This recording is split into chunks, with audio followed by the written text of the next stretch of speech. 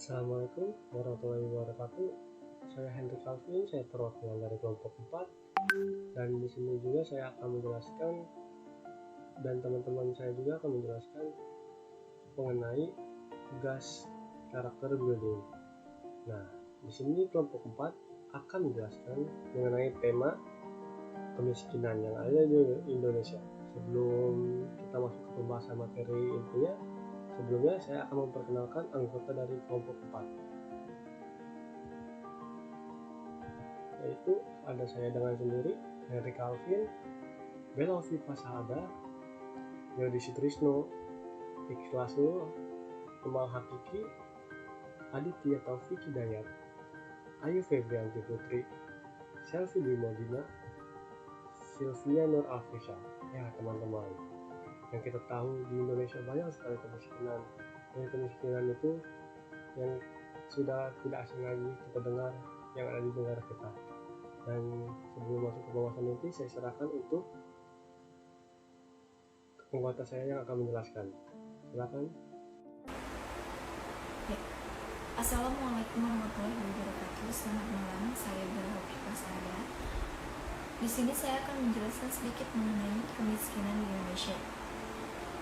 Definisi kemiskinan sendiri ialah keadaan di mana terjadinya ketidakmampuan untuk memenuhi kebutuhan seperti makanan, pakaian, tempat berlindung, pendidikan, dan kesehatan.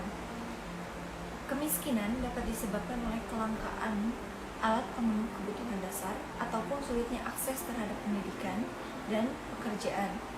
Kemiskinan merupakan masalah global. Sebagian orang memahami istilah ini secara subjektif dan komparatif, sementara yang lainnya melihatnya dari segi moral dan evaluatif, dan yang lainnya memahaminya dari sudut ilmiah yang telah mapan. Kemiskinan dapat dipahami dalam berbagai cara. Sekian, terima kasih. Assalamualaikum warahmatullahi wabarakatuh. Saya Yodi Sutrisno. Saya akan menjelaskan gambaran pemahaman utamanya mencakup yang pertama, gambaran kekurangan materi yang biasanya mencakup kebutuhan pangan sehari-hari, sandang, perumahan, dan pelayanan kesehatan. Kemiskinan dalam arti ini dipahami sebagai situasi kelangkaan barang-barang dan pelayanan dasar. Yang kedua, gambaran tentang kebutuhan sosial, termasuk keterkecilan sosial, ketergantungan, dan ketidakmampuan untuk berpartisipasi dalam masyarakat. Hal ini termasuk pendidikan dan informasi. Keterkecilan sosial biasanya dibedakan dari kemiskinan karena hal ini mencakup masalah-masalah politik dan moral dan tidak dibatasi pada bidang ekonomi. Yang ketiga, gambaran tentang kekurangan penghasilan dan kekayaan yang memadai.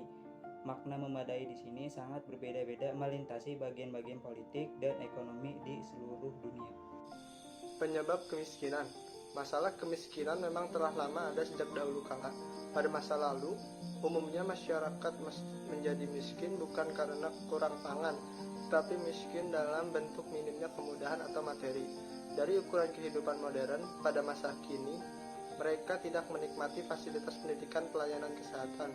Segi ekonomi tentu menganggap kemiskinan adalah masalah mutlak yang harus segera diselesaikan.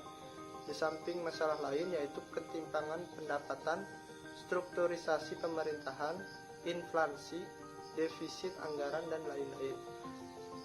Badan Pusat Statistik mencatat indeks keparahan pada Maret 2012 sebesar 0,36, padahal pada September 2012 menjadi 0,61. Kenaikan indeks ini menunjukkan dua hal, yaitu semakin melebarnya kesenjangan antara penduduk miskin dan juga semakin rendahnya daya beli dari masyarakat kelompok miskin karena ketidakmampuan mereka memenuhi kebutuhan dasar untuk hidup, sampai dengan batas pengeluaran garis kemiskinan yang hanya sebesar Rp259.520 per bulan.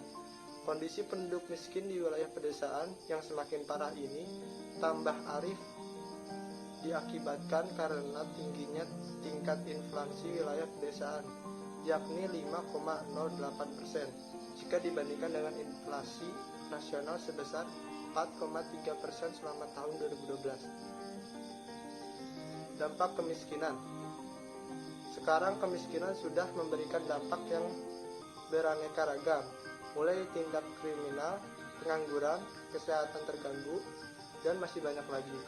Kemiskinan memang dapat menyebabkan beragam masalah, tapi untuk sekarang masalah yang paling penting adalah bagaimana caranya anak-anak kecil yang sama sekali tidak mampu dapat bersekolah dengan baik seperti anak-anak lainnya. Pertama itulah masalah yang harus dipecahkan oleh pemerintah, karena jika masalah itu tidak dapat dibereskan maka akan muncul masalah-masalah baru yang lebih banyak lagi. Dan juga banyak orang-orang miskin terkena penyakit tapi mereka sulit untuk berobat ke dokter karena mahal. Walaupun pemerintah sudah memberi kartu kemiskinan, tapi itu tidak menjamin di rumah sakit. Assalamualaikum warahmatullahi wabarakatuh. Saya Aditya Taufik Hidayat akan menjelaskan bagian indikator kemiskinan. 1. Ketidakmampuan seseorang untuk memenuhi kebutuhan pokok seperti sandang, pangan, dan papan. 2. Tidak memiliki biaya untuk mencukupi kebutuhan pokok lainnya seperti kesehatan, pendidikan, transportasi, sanitasi, dan air bersih. 3. Tidak memiliki jaminan untuk kehidupan di masa depan disebabkan tidak memiliki investasi untuk pendidikan dan keluarga. 4. Tingkat kualitas sumber daya manusia begitu rendah dan sumber daya alam yang tersedia juga terbatas sehingga mengakibatkan kebutuhan untuk sehari-hari menjadi tidak terpenuhi. 5. Kegiatan sosial masyarakat yang dilakukan kurang membangun dan berpartisipasi. 6. Sulitnya mendapat akses untuk mencari suatu pekerjaan dengan penghasilan tetap. Sekian dari saya. Assalamualaikum warahmatullahi wabarakatuh. Saya Ayu Febianti Putri akan menjelaskan sedikit tentang cara penanggulangan atau solusi pada kemiskinan. Langsung saja, upaya penanggulangan kemiskinan pada hakikatnya merupakan upaya bersama dari semua pemangku kepentingan, sehingga membutuhkan sinergi dan kemitraan dengan semua pihak. Pemerintah termasuk pemerintah daerah, kalangan swasta, kalangan organisasi kemasyarakatan, kalangan universitas dan akademisi, kalangan politik, dan tentunya masyarakat itu sendiri perlu membangun visi yang sama, pola pikir dan juga pola tindak yang saling menguatkan dengan difokuskan pada upaya penanggulangan kemiskinan. Dalam kemitraan yang saling menguatkan inilah, maka berbagai sasaran peningkatan kesejahteraan rakyat dapat dicapai dengan baik.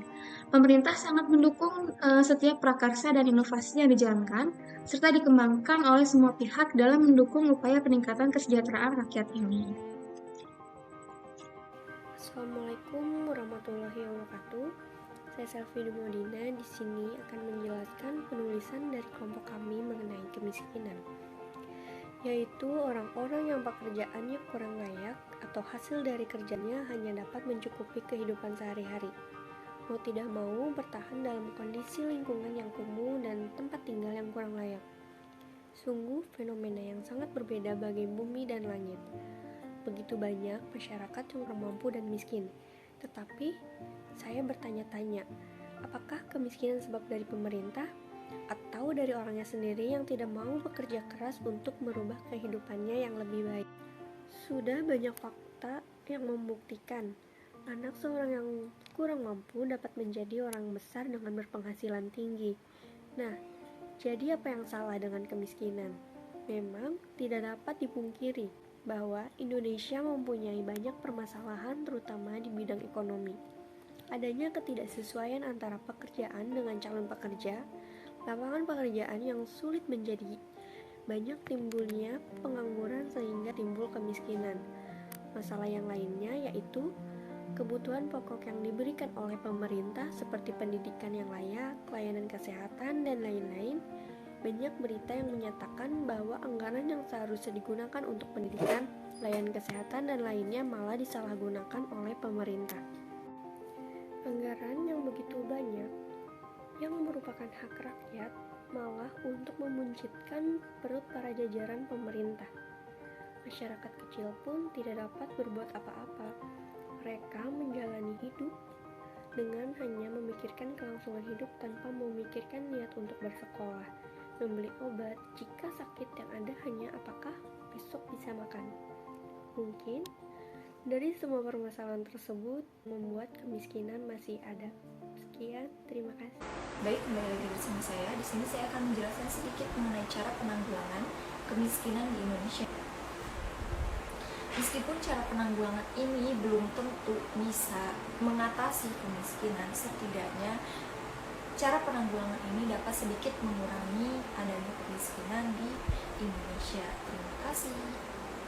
Assalamualaikum warahmatullahi wabarakatuh. Saya Sylvia Nur Afisa. Di sini saya akan menjelaskan tentang salah satu contoh video kemiskinan yang ada di Indonesia.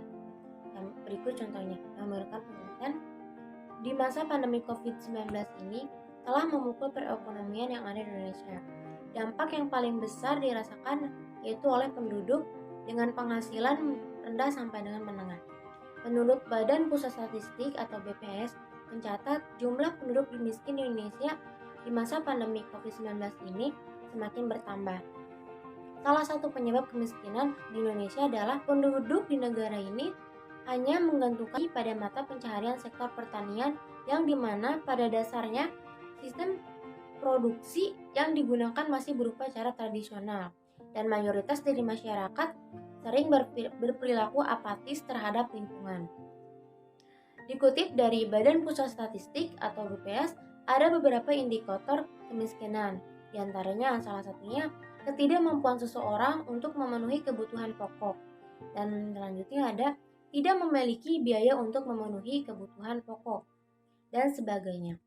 Dan untuk cara penanggulangan kemiskinan pada dasarnya adalah upaya bersama dari semua pemangku kepentingan sehingga membutuhkan sinergi dan kemitraan dengan semua pihak.